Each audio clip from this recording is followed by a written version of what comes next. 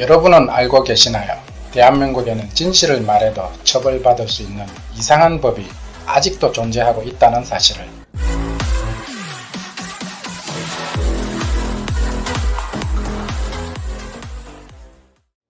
한국의 형법 제307조 1항은 공연히 사실을 적시하여 사람의 명예를 훼손한 자는 2년 이하의 징역이나 금고 또는 500만원 이하의 벌금에 처한다라고 되어 있어 사실을 말해도 형사처벌 받을 수 있도록 되어 있습니다.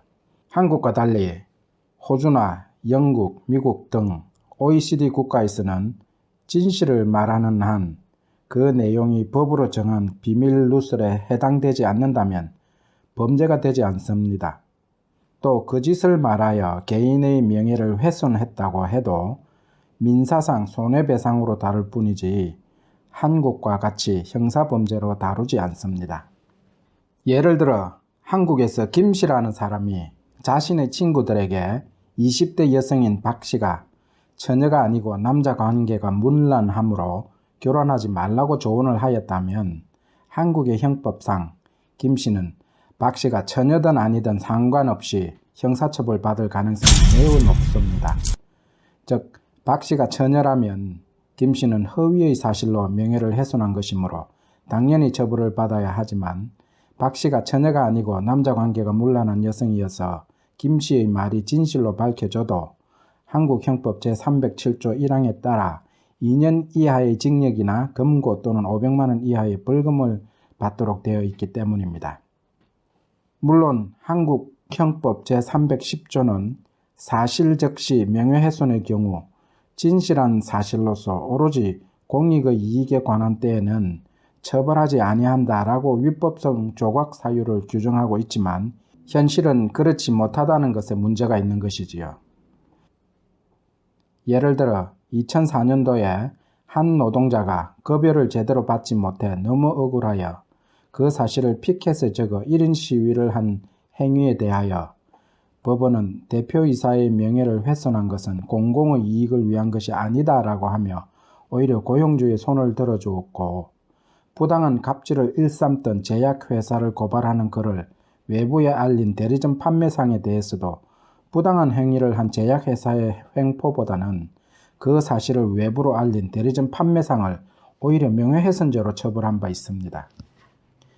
2009년도에는 MBC PD수첩이 광우병의 위험을 알리는 보도를 하자 제작진 전원을 쇠고기 협상단의 명예를 훼손하였다며 구속시킨 일도 있었습니다. 물론 이 사건은 2011년 9월 2일자 대법원에서 PD수첩 제작진 전원에게 무죄 확정 판결을 내리기는 했지만 이미 국민들의 관심은 멀어진 상태였음을 잘 알고 있을 것입니다.